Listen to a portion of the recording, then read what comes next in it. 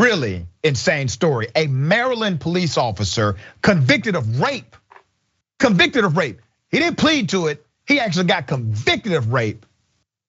Has been placed on house arrest to serve out his sentence.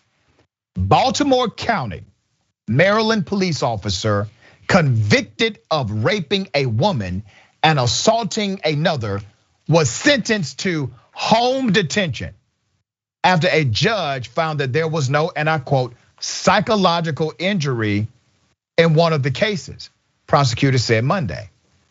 Baltimore County Circuit Judge Keith Truffer suspended all but 4 years of a 15-year prison term and ordered the officer, Anthony Westerman, to serve it at home. So let me explain what that means. That means he got convicted, he got 15 years in prison. The judge, who's an elected judge, by the way, and a hardcore Republican, this judge has the authority to do what's called a suspended sentence, where they can say, yes, 15 years, I'm going to suspend this. And he suspended just enough for the cop to qualify to legally serve the rest of the sentence at home after raping, being convicted of rape. Here's the judge. That is the so-called Honorable Keith R. Truffer. Here's the rapist, not alleged, because he's been convicted of it. He's the rapist, Anthony Westerman. In a statement to NBC News, Baltimore County State's Attorney Scott Schellenberger said the sentence was, and I quote, not appropriate. You don't say. For a police officer who should know as well or better than others the reprehensibility of such an act. I fear this could cause rape victims to hesitate to report their crimes if they do not feel like they will get justice, he said. Westerman, who had pleaded not guilty to charges of second-degree rape, second-degree assault, and other crimes, was convicted in August. He was arrested in 2019. Understand the background here. He was arrested in 2019. 2 women accused him of rape.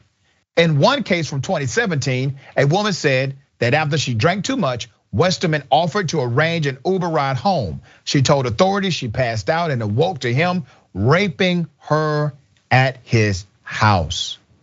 He was acquitted on the second rape, the Baltimore Sun reported, and convicted of forcibly kissing a third woman.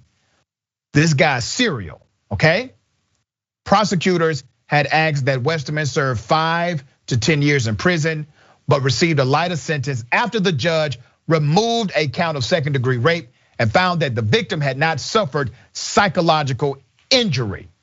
Damn, understand how deep this goes. In a statement to WBAL, prosecutors challenged the finding, arguing that the judge himself had actually described what happened to the women, or to that particular woman, as maybe the most traumatic moment in her life, and pointing out that she had been to therapy. But the judge dismisses that element of the crime and says no psychological injury took place, contradicting himself on the stand. It was not immediately clear whether Westerman, I get this, you would expect this guy's fired, right? Right? I mean, you're convicted of rape, you gotta go. It was not immediately clear whether Westerman, who joined the Baltimore County Police Department in 2013, is still a cop. He was suspended without pay after he was charged. WBAL, citing the department, reported Monday that he had been fired.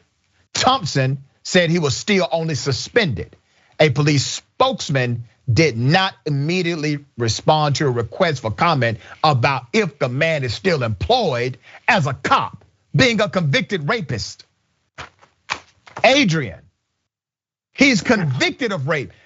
Listen, how in the hell is it that HR at the police department can't come out and say, yep, he's fired. He's convicted of rape. Because he probably isn't necessarily. The fact is that our system is built to prop up these individuals essentially in this position now to enable him to rape and victimize others. And now it sounds like they are continuing to provide him with some sort of employment. The fact is that the judge here, every aspect of the system essentially was helping this person avoid accountability. And you know what? It kind of also signals to me that the victims are probably from marginalized groups of some sort. Yep. The fact that the system did not care enough to get them actual justice, but to protect this white male officer, no. Yep. This is the system. And this is what we talk about when we say rape culture, this protection of rapists. This is what we talk about when we discuss critical race theory or the intersection of race bias and how it plays out in institutional norms. It is all combined here. And what does it equal? Injustice for victims. That's what it equals.